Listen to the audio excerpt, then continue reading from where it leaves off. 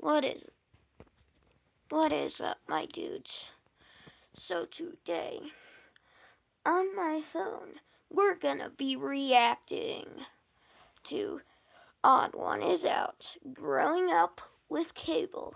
And yes, by the way, I'm subscribed and I have hit that notification bell. And this is hilarious. So let's watch. Sorry, I have no face cam. I don't know how to do that yet since I'm just a kid. Let's do it. Never existed. What would you be watching right now? Would you be watching this? I don't think so. You'd be watching this box right here. Exactly. A television? No, On this device, instead of picking what you wanted to watch and when you wanted to watch it, the television would decide all that for you. And instead of watching a single 5-second skippable ad at the beginning, you'd have to watch 5 30-second long unskippable ads. It's pretty good. Can you think of anything more annoying? An advertisement right in the middle of your show? Yes.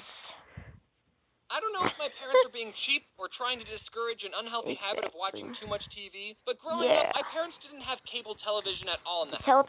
Now, in this modern day and age of online content, some of you are living perfectly content lives without cable. I know I am. But you have to understand, in the early 2000s, online video wasn't a thing.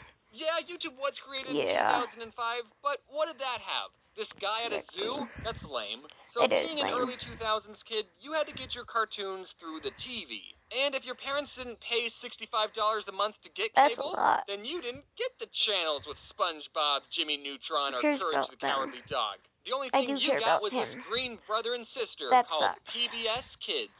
And whatever these things were. PBS Kids stands for Public Broadcasting Service. Kids. That meant all the shows on PBS Kids were government or privately funded. So the shows on PBS didn't really have any commercials per se, but they did have the same sponsorship ads that would play a message before every show. If you grew up on PBS Kids, then Juicy Juice and Where a Kid Can Be a Kid is just engraved in your memory. And also, every show would thank you, the viewer, for watching, and I think that's really nice. So, everyone watching this, you're welcome. I'm kind of glad my parents didn't buy cable. Because instead of spending hours of my time watching mindless television, I spent hours of my time watching television with morals. Morals are good. And math. Yep, a lot of shows on PBS were either educational or taught you how to be a good person. The shows I'm going to mention had pretty crazy concepts, but the conflicts in each episode were very down-to-earth and slice-of-life-y, almost like the shows were made for children, like in Clifford the Big Red Dog. It's a show about this girl's dog who grew up to be the size of a freaking house for no reason, except for the fact that the girl loved the dog so much that he grew up to be a monster. So that means if the dog is normal-sized, you don't love it enough. And it probably doesn't love you.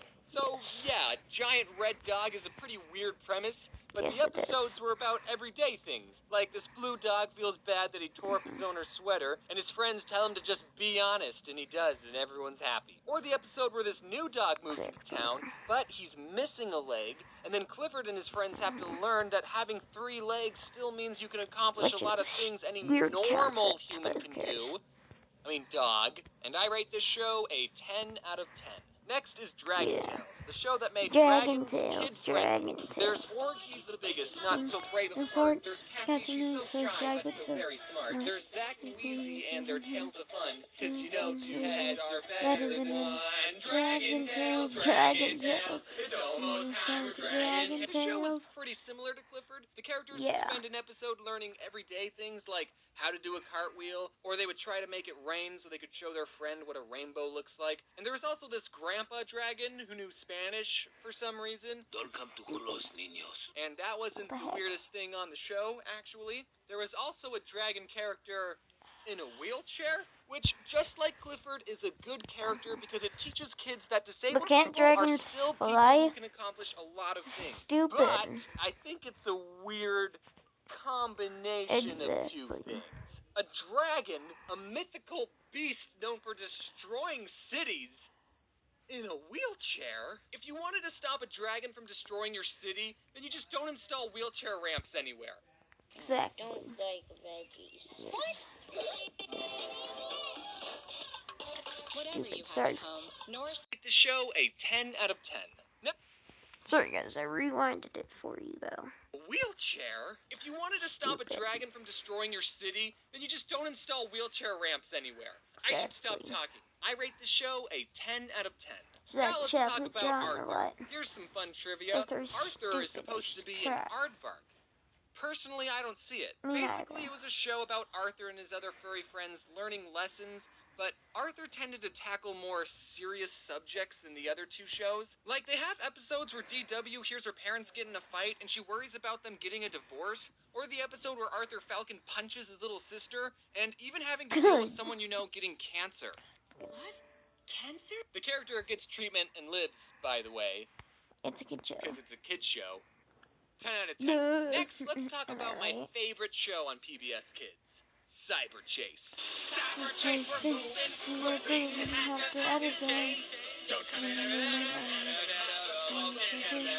This show didn't teach kids morals or how to properly treat the disabled. It taught them something far more important. Cyber Chase is set inside a virtual computer world, and this one character named Motherboard was supposed to be the queen/protector of this world, but she sucks at her job because the villain of the show, Christopher Lloyd, infects her with a virus. So now these three kids have to go on adventures using math principles to thwart the bad guy's plans to save Motherboard. Mommy. Mom, come back. Mommy, no. We need to save Motherboard. And unlike all the other shows, this show had an overarching story. The kids would always get this close to saving Motherboard, but nothing they did worked. When I was a kid, I always wondered how much longer it would be until they finally saved her. And they never did. The show's been going on for 16 years, and they're still learning new math principles trying to save Motherboard. I think they're at calculus at this point. The show is teaching you slower than an actual school. What kind of a show makes you wait 16 years for a conclusion? Cyber Chase does, and it's one of the best shows ever created. 10 out of 10. One last show I want to bring up is called Caillou. All you need to know about Caillou is that I hate him. Caillou is a 4-year-old and a demon. He constantly throws a tantrum whenever he doesn't get his way. Even in his theme song, he mentions how much of a brat he is. Growing up is not so tough, except when I've had enough. And then he's crying like a child. Well, you're going to have to grow up, Caillou. The world doesn't revolve around you. Now, you might be thinking, Jake, this kid is 4 years old. Of course he's going to be a brat. And I agree, but a big problem with Caillou isn't the fact that he's a brat, but it's with his spineless parents. Caillou's mom just lets him get away with everything. Whenever I misbehaved, you know what happened to me? I had to go sit in the timeout corner. You know what happens to Caillou? Nothing. Not once does Caillou ever get punished. It's always Mom. I'm recording a YouTube video, bro. Very nice. Now go behave, okay? 0 out of 10 with the show with Just the Humans. I hate it. I just realized that all the shows I mentioned were animated, but there was a lot of non-animated shows that I still watched. But whatever, I could just say that these shows fit the theme of my channel. Or I could make a part 2. I can do whatever I want. Now, as a die-hard PBS fanboy, I think I speak for everyone when I say that what PBS was missing was a crossover episode. How hard would it have been for the Clifford people and the Dragon Tales people to coordinate an episode where the three-legged dog finds the dragon scale, he could dig it up out of the sand because dogs like to dig, except this dog wouldn't be that good at digging. And then he would meet up with a wheelchair dragon and they could be best friends. I would have loved that. As much as I'm joking about it, as a kid, I actually really wanted a crossover episode between the shows Clifford and Clifford's Puppy Days, which is another show that follows Clifford before he was interesting, when he was tiny, so before Emily Elizabeth loved him. So there was a bunch of new characters that all knew Clifford when he was little, and the two shows existed in the same universe, so it wouldn't have been that unbelievable for Clifford to visit his childhood home, and then all the other characters who used to call him Small or Squirt would see him now and be like, wow! What the happened to you? You see, it's funny because it's show wouldn't expect them to say that. I waited patiently for that crossover episode, but it never came. Because it's already blurred out. But at least I have fan fiction. George, he wagged his tail. No one likes fan fiction, so stop it. Yes. Sorry. You knew where the castle was and got the Landstriders to take... James, you said you were going to make a teacher's part 2. I didn't subscribe to fake news. I know. Don't worry, I'll do that next video. But right now we're doing this. So my friend Your Movie Sucks, great channel, over 500,000 subs, asked me and a bunch of other YouTubers if we could talk about a movie that scared us as a kid. Now, growing up, I wasn't allowed to watch scary movies. I remember one time my parents were watching a movie downstairs, and I went down to see what all the noises were about, and my mom said, "Oh no, honey, you can't watch this, it's too scary." And then years later, I learned that the movie they were watching was Jurassic Park. I think I could have handled it, Mom. I don't know if you could tell by the length of this video, but it's going to be pretty different than the videos that I usually post. But I think it's good to try new things, and hopefully we'll have a fun time listening to me talk about this movie. Because, folks, I'm excited to share with you the movie that traumatized me most as a kid, and that movie is, drum roll please, you already read the title, The Dark Crystal.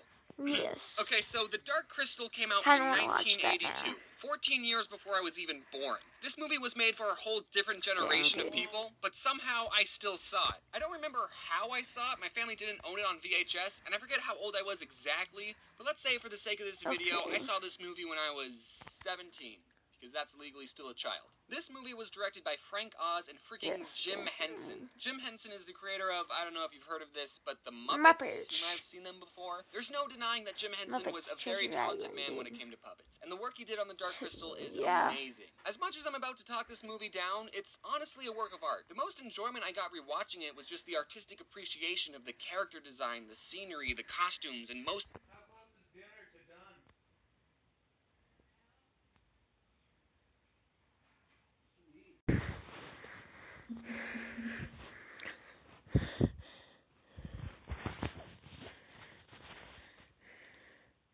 Puppetry was amazing. Like this shot. How'd they do that without CGI? And did I mention that there's no people in this film? Except for full body shots. Then they just used a real person dressed up and had them not face the camera. But as I rewatched The Dark Crystal, I realized that the movie was kind of garbage. So instead of talking about the parts of the movie that scared me as a child, I'm going to be talking about why this movie was pretty bad. So now this video just turned into one of those bad movie review videos, but honestly, I like watching other people talk about bad movies, like The Room and Birdemic and... oh, what was that other one? I can't quite put my paw on it. For this video, I ended up doing some research, something I don't normally do for videos, and oh man, is this rabbit hole deep. Jim Henson had a bunch of ideas for the world of The Dark Crystal, but wasn't able to fit all of his ideas into 90 minutes of film. And because he didn't explain the rules of the world well enough, the movie suffered. It felt unfinished and unstarted. Basically, the movie didn't leave you wanting more, it just left you thinking... okay. Wait, what? Some of you might be thinking, well, James, it's just a kid's movie. Kids are dumb. Why are you analyzing a kid? Shut up. Brian Froud, one of the head artists of the movie, even said that when we finished the film, we knew that we had only seen a fragment of this other world. Bad fragment, I guess. So even the creators of this movie felt that they left out a lot of stuff. So in 2012, a 3-part comic book was published to be as a prequel to the movie, and I bought and read all 3 of them. And I will say that they did do a better job explaining the world that Jim Henson had in mind, but you shouldn't have to read a book before you see a movie. Especially since the books weren't available until after the movie came out. In the movie, stuff happens for no reason. Like in one scene, the main character, this is Jen, the main character, by the way. Get used to looking at this guy's face. I've done so much digging and research into this world that I'm completely discharged as the right one that he needs for his quest. And what does he do to find the right one? That's right, he plays his flute, and then the right shard he needed just glows. Wouldn't you do that too if you were in the same situation? No. The movie doesn't explain why the crystal likes his music. It doesn't come up later. It just happens. That's basically this whole movie. Things happening slowly. So here we go, children. Hold my hand as I take you on a magical journey, but not too magical that it doesn't make sense. That is The Dark Crystal. Look, it's little odd ones, right? The plot. It starts with the narrator telling us that there's this world and that it's done. By the way, this world is named Thra. They don't mention it once in the movie, but in the prequels and in the Wikipedia article, they all called it Thra. Okay, Thra is dying because this one crystal, this one, cracked. How? I don't know. I mean, I do know because I read the prequels, but this movie doesn't tell us. Are you still with me? Good, we're not even a minute in. Because this crystal cracked, 2 new species were born. The cruel Skeksis, the bad guys, and the gentle Mystics, the good guys. And both species are dying. Now, I'm no biologist, but I think they're probably dying because there's no woman. That would wipe out a species pretty quickly, I'd think. Instead of having women, the Skeksis use the crystal to make them young again. Maybe. It's either the crystal or the sun. So too they learn to draw new life from the sun. A Okay, so then what do you need the crystal for? Now we see the good creatures, the mystics, and with the mystics lives another creature called a gelfling. It's like an elfling, but with a G. You may remember him from earlier. He's naked now, but meet your protagonist, Jen. This movie makes up so many words, just try and keep up. And a journey must begin. The journey of Jen. Okay, it's a little pretentious movie. Alright, let's tone it down a little. Then we see that the Emperor Skeksis is dying, oh no, and then we get the second scariest scene in the whole movie. Yeah, we're not even 15 minutes in and we're at the part that gave me nightmares. Then the mystic that's basically Jen's dad is also dying, and he tells Jen that he needs to find the cracked piece of the crystal, the shard, and then he just needs to plop that sucker back in the crystal where it belongs. And then boom, boom, the world is saved. Again, they don't explain why doing this would save the world. Like, they could have at least tried to make something up. Like, once the crystal is fixed, women will appear. Jen's dad tells him to follow the greater sun for a day to the home of Aughra. Now, I'm no astronomer, but I think following the sun for a day would just make you go in a circle. What am I supposed to do when it's noon? Now, the Skeksis, they're like, oh, well, dang it, guys. Who's going to be our new emperor? This Skeksis, named Chamberlain, it's time to make my move. Who is my second favorite character in this whole movie, thinks that he should be emperor. I mean, who wouldn't want to be emperor of, like, 8 other bird monsters? The way that you can remember that this Skeksis is Chamberlain is that every time he's on camera, he says this.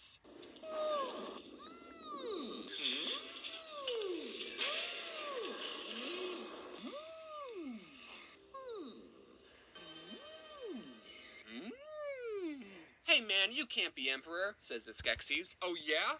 Fight me for it, replied Chamberlain. Since these two are puppets and don't have lower bodies, they can't actually fight each other, which is super disappointing. So instead, the two have a competition to see who can hit a rock the hardest, because that's how you tell who's fit to lead. You can't have someone be your emperor when they can't even hit a rock that hard. Anyway, Chamberlain loses, and all the other Skeksis banish him and rip up his clothes.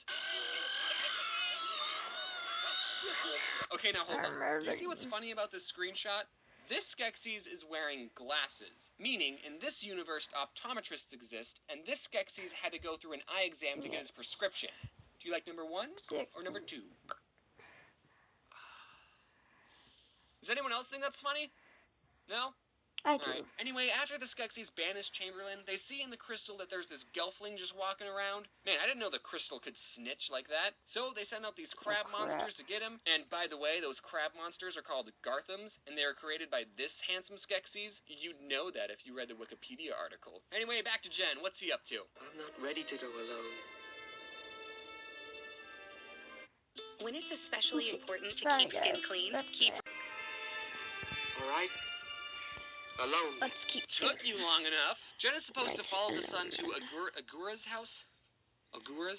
He runs into her, and she's this old hag who tells him that the 3 suns are going to line up soon, and when that happens, the world might end. Or it will begin. She doesn't know. I know, because I've already seen this movie. She also, for some reason, has a box of crystals.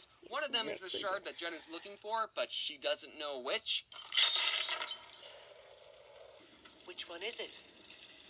Don't know. So Jen narrows down the box of crystals to 3 shards. It's one of these 3, I'm sure. What? No, you've never even seen the dark crystal. How do you know it's one of those? Whatever, okay? I can roll with it. Then, if you remember, Jen gets the idea to play his flute at the shard, and then the correct shard just glows for some reason. Why does the crystal react to flute music? That's not a thing. Crystals don't have ears. Now, when you create a fantasy world, you can't explain everything. Sometimes the answer is just, oh, it's magic. In Frozen, they don't explain how Elsa got her ice powers. She was just born with it, okay? It's magic. And the audience is all okay with it, as long as they don't take it too far. But this movie just tries to pull off so much stuff that doesn't make sense.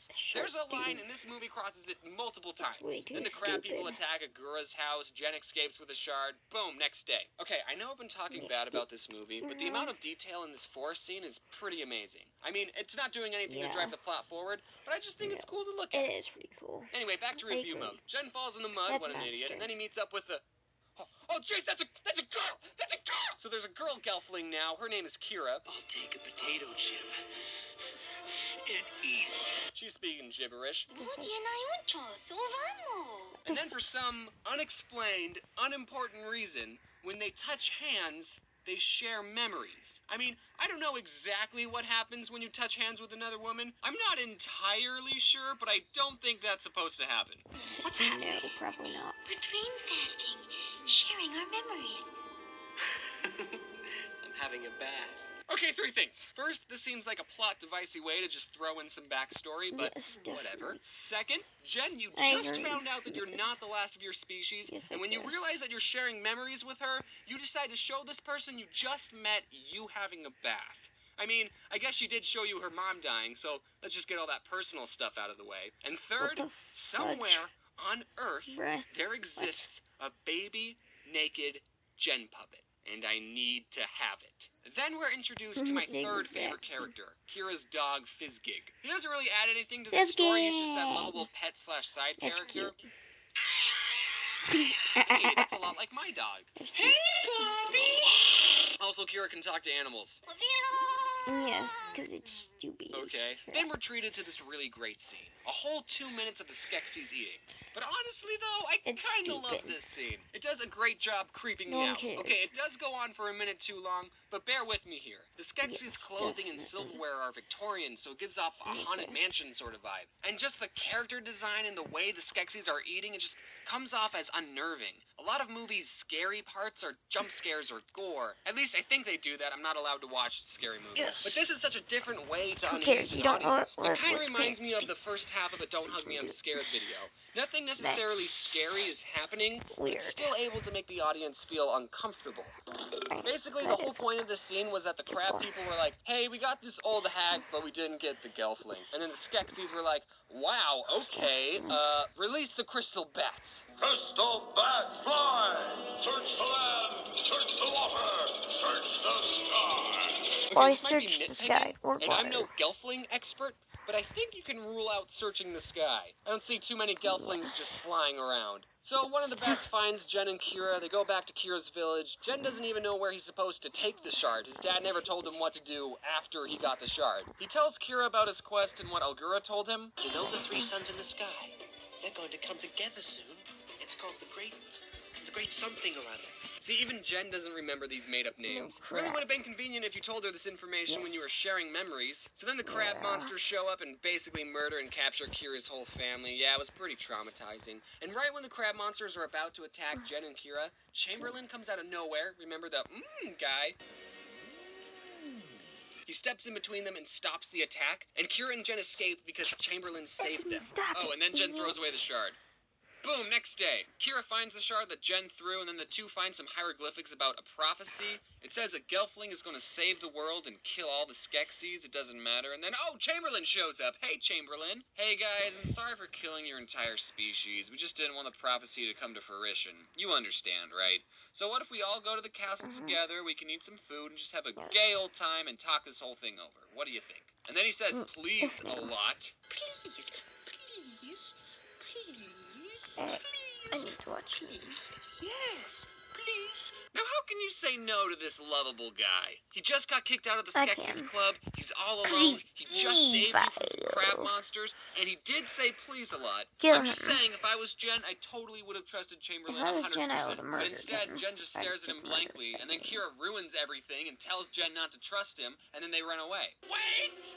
Please make peace! It might have been the right call. So then, for some reason, Kira knows where the castle is, and since she can talk to animals, she calls up these things called Landstriders.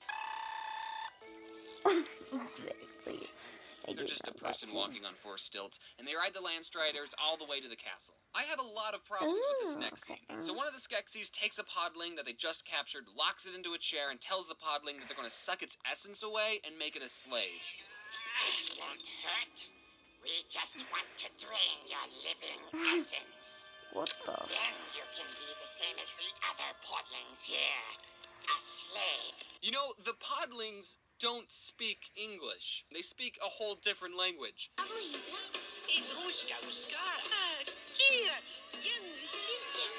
Skeksis is just talking gibberish to this guy while he's just locked in a chair like, what's going on? Like, none of what you're saying is going through this guy's head. And so only the Emperor can drink the essence, and that will make him stay young forever.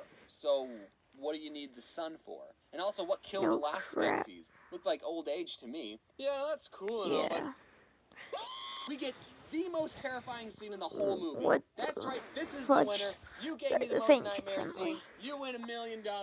Congratulations, scene! I can go on for hours about how this part of the movie gave me nightmares, but honestly, it speaks for itself. I think what made it worse was that the podling was tied down to the chair, and he was just so helpless, and his whole face melted off, and just...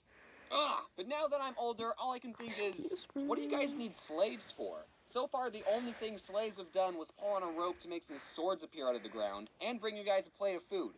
Why is there such a high demand for slaves that you need to make new ones? What do you guys even do all day? Then Kira and Jen arrive at the castle. They see the crab people taking in the pod people from Kira's village. They try and save the podlings, but completely fail. The Landstriders die immediately. Jen and Kira open the cage that the podlings are in, and then the two get cornered. And what are they going to do, you ask? Well, isn't it obvious? They're going to jump and slowly float down to safety because Kira has wings. That never came up in the memory sharing bit. So I guess when the Skeksis told the crystal bats to search for the Gelflings in the sky, they weren't that far off. Hey, Kira, sorry we left your whole family back there. We totally didn't save them, like, at all. They're probably going to get turned into slaves now. Okay, we're almost done, everyone. We're getting to Climax Town. Jen and Kira sneak into the castle. Chamberlain's there. He basically murders Jen. And since he captured a Gelfling, he's not an outcast anymore. You guys should have just went with him the first time. Now 2 Landstriders are dead. Kira goes into the slave room, and as a kid, I was already so traumatized the first time seeing a podling get turned into a slave, and now seeing Kira getting her essence taken away, I lost my mind. Oh, shoot! You're dead, turned into a slave! Luckily, remember the old hag, Agura? She's like, yo, you can talk to animals, just ask them to help you. Oh, okay. She breaks free, and the animals push the Skeksis that was in the room down this pit, and that kills them. Leading up to this point, it's hinted that the Skeksis and the Mystics are, like, connected. When something happens to a Skeksis, there's a Mystic counterpart that experiences the same thing. So when this Skeksis died, there was a Mystic just walking around that just... and then none of the other Mystics react. Yeah, it happens. Then we see that the Mystics can control the crab monsters. I'm guessing it's because they're connected to the Skeksis, who also can control the crab monsters. So having a Mystic go with Jen on his journey in the first place would have been super helpful back when Kira's village was getting raided. Alright, let's just wrap this up. Fizzgig dies, Jen's not really dead, he finds the Dark Crystal, he jumps to it and then drops the shard. Kira has to throw the shard back to Jen, but while she's doing that, she gets murdered. I said spoiler warning, right? And then Jen plops that sucker back into the crystal. The castle crumbles around everyone and the world is saved. But first, the Skeksis and the Mystics walk into each other because they're connected, remember? They become one again, and are you ready for this? They walk into each other, and they turn into tree aliens. I'm not even joking. According to the prequels, these things are actually aliens. This is what the whole movie has been building up to. The bad guys are just one half of a schizophrenic alien tree person. And if you read the prequels, you know that. Is this supposed to be a plot twist? Because to me, it just seems like a plot is doing whatever it wants. So much weird, unexplained stuff has already happened in this movie, so at this point, I don't even care. By the way, Kira and Fizzgig don't actually die. This is a kid's movie, after all. And then the world is saved, even though there's only like 3 people who inhabit it now. The end. So that was the movie. That was a stupid movie. Now we watching At Connections Academy, Tom Sanders. Here she comes, the queen. Oh, Able to... sorry guys. Whoa, Crusher Peters. No. See, anybody could be good to you. Then back, yes, brother. And why is that? Bruh. I just can't even. Freeze, you're under arrest for robbery. Wait, no, but what did I steal? My heart. And that's how we met. Aww. Story time. The man knew exactly what to do to embarrass his son. And at last I see the light. It's like the sky is blue. Dude! Sorry. Can I borrow a pen? Really?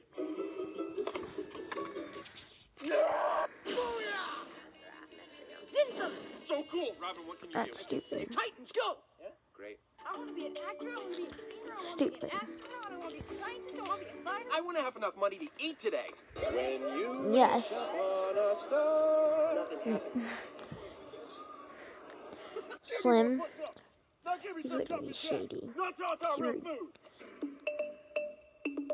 Now the judge will choose the winner. What? I can't decide. They're all cute, and they're mine now. What? Water, earth, fire, air. Hey! Really? Run! Uh-oh. Looks like somebody changed the...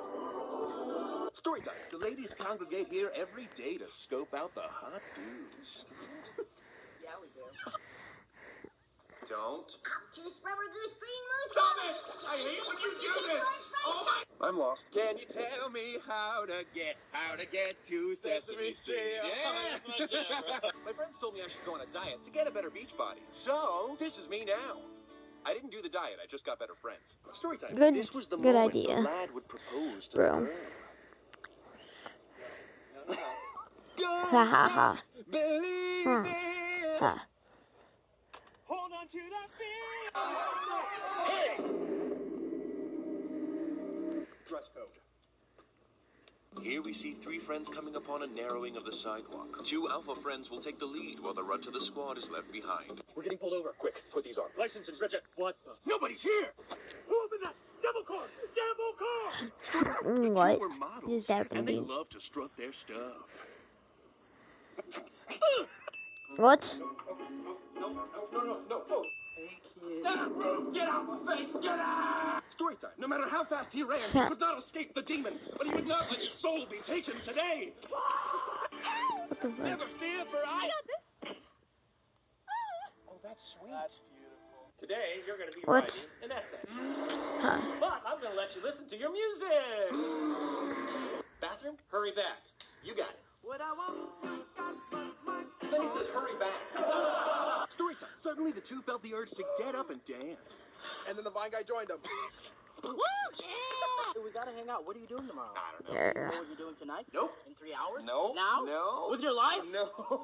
Sing along. Butterfly in the sky. I can fly twice as high. Story time. The man was about to step on a snake! On a snake! But he missed it. Dude, this girl just friend-zoned me. Yeah, me too. It's so awesome! Right? This is my new friend. This is my new friend! Story time. At last, the hero arrived to deliver peace and joy to this dark world. I have to pay him. I am so sorry. Homework. Bathroom? Here it is. Thank you. Oh, aren't you handing back our tests today? Bathroom? A whole new world.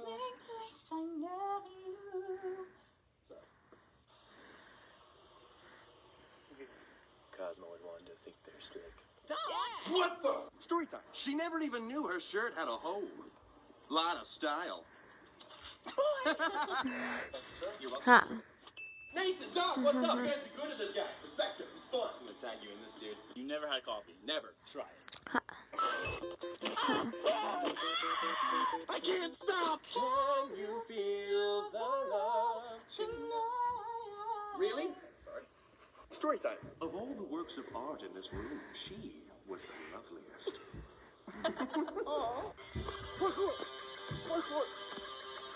They're way too good at this, except him. He's bad. In rainy weather. Story time. She had no clue she was about to run into a bridge that was nowhere near her. All I do is win, win, win, no matter what. Got money on my mind. I didn't know anything. I just gave up. I love pizza. Ha. Dude, I'm not racist, but... What? You're watching the Disney Channel. And whoop. Okay, hold on. I got this. Whoop. How's that? You're fired. Fair enough. Joke time. Knock, knock. Who's there? It's your best friend, Stewie Griffin. And he's always going to be there for you. Pokemon Go is awesome. Where do I need to go for this one, though? It's my favorite. I love these things, too. Has anybody seen an Articuno? And now, 24/7. Articuno sucks. Get Zapdos. Halloween was yesterday. Zapdos. This completes our presentation. And now Ha. it's red. Supper. Where's the danger? Hi, I'm your guidance counselor, and I'd like to talk to you about your plans for the future. Nope. No. Story time. On this blessed day, the two proclaimed their love. Oh, shoot, guys, okay? How tall are you? 6'4". Ha. How tall are you? I am 5 foot 2 inches and 3/4. I will destroy you. Can I take a mental health day? Honey, you've got 3 exams, 2 projects, and 4 essays to worry about. I don't think you really have the time. Hey, go to the nurse class. Take care of yourself. You're sick.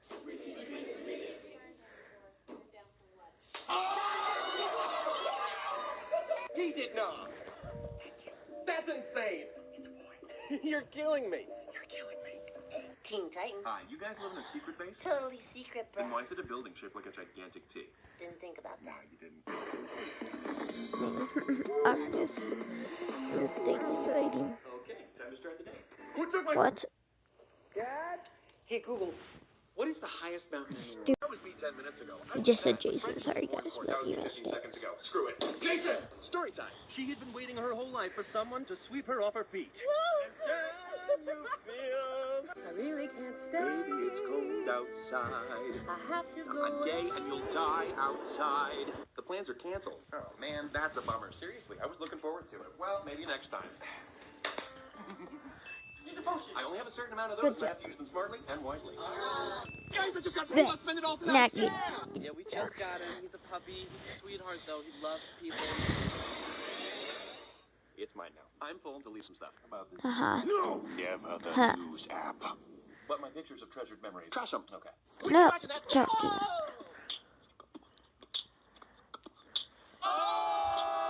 We need more funding. Sure. How does $1 million sound? Also, the Performing Arts Department. What do you think? We're made of money? Come on, you can do this. Go faster. Huh. Hi. Hello. My friend thinks you're cute. Happy birthday. What? Okay. Happy birthday! Story time. He was very handsome, and all the ladies that looked at him fell in love. The guy that was walking him was okay. You know, it's Ha 7 years. ha ha ha ha. It's September. Halloween! What? Aha! The girl is mine. Wow. Way to assume. Did you also think I was a guy? Dress. Disappointed in you. Yeah. Today it's 65 degrees, so I wear a shirt and jeans, and boots, and hoodie, and jacket, and scarf. Are you that cold? They're chilly. Hey, Wyatt, it's too loud. What? It was common law that a flower presented to the loveliest lass. Well, and of course, that's me. Story time. In every Ha ha ha ha ha. there's the dumb one. Him. Really? Tale as old as time, song as old as rhyme, beauty and the... He's right here. Do you want to talk to him? No. Right here. No. Run. Right? Sprint. Get in your car. Go. Story time. One of these men forgot to check their flies. That man was me. These three were fine. Made with real fruit. Made with whole Come on. Absolutely no one. Get the heck out of here. Good.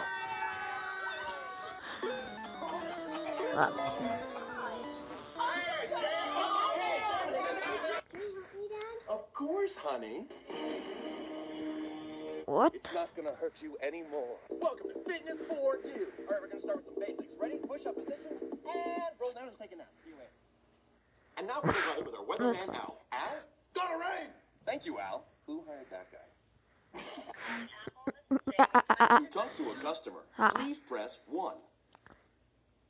Today I'm going to show you how to put this meatloaf in the oven, and in just 30 short minutes. I burnt my entire house to the ground. So, why do you want this? Yeah. Because, please, do you have a resume? Sure do. Any references? Please. Hi. Discussion of interest. Agreement of interest. Humorous joke. Flirty remark. Flirty response. Date me? Sure. Marry me? Sure. Woohoo! What a glorious day! Good morning, everyone. Time to go outside and be super productive. And it's nighttime. Good night, everyone. Wow. There's nothing to eat. Guess we're just gonna have some takeout. Am I right? Nope. What? They just have it. Oh, are you sleeping in here? Hey, I think he's sleeping in here. Oh, look, you're on your phone. You meet this lady, seriously? Story time. At last, the two came together for a tender kiss. Oh, story time. Little did she know the mysterious figure creeping up behind her.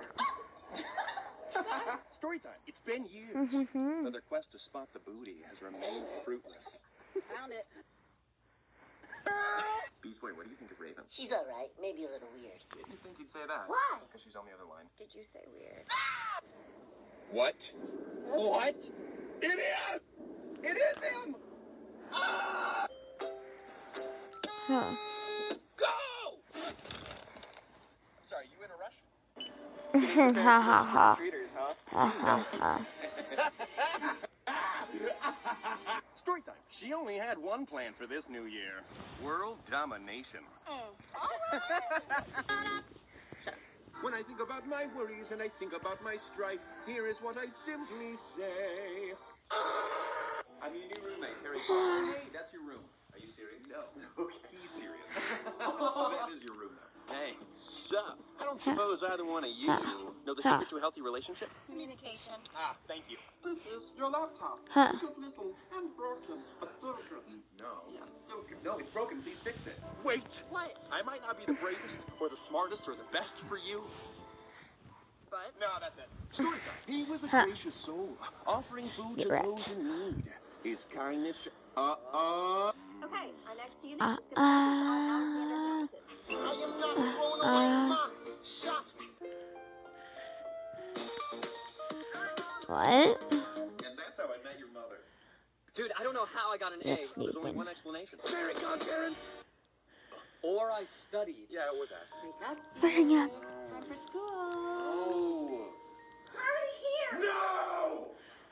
Why make one when you can just have one delivered? Pizza? No, a friend. You got a friend in me. You want a drink? Just No. water. No. Then I robbed a bank. Welcome to the Hunger Games. This is Thanksgiving. That is mahogany. Just a trip to the store. Let me tell you about my cat. Hey, stranger. So I read this book and it was... Almost there. Story time. With this final bag, she had completely disposed of the body. What am I covering? No, you're evolving into an adult. Wait, what? I'm gonna go have cereal for dinner. Help my dog!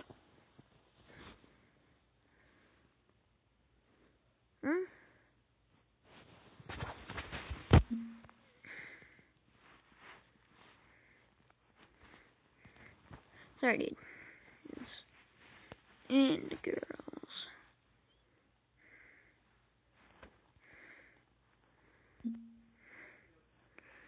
I said close the effing app.